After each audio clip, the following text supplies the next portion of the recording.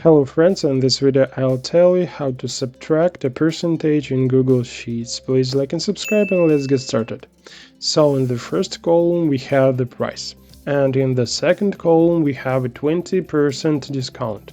And our task is to calculate the price after the discount. If we calculate directly, that is, we work with percentages, then we enter the number 0.2 in the second column and convert the entire column to the percentage format here.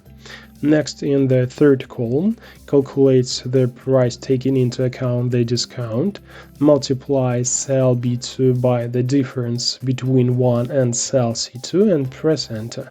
The price including a 20% discount has been received. But if you additionally need to know the amount of this 20% discount, then enter the formula in the second column.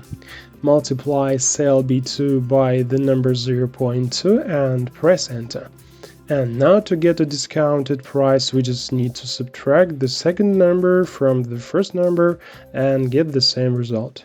And that's it. Now enough for more.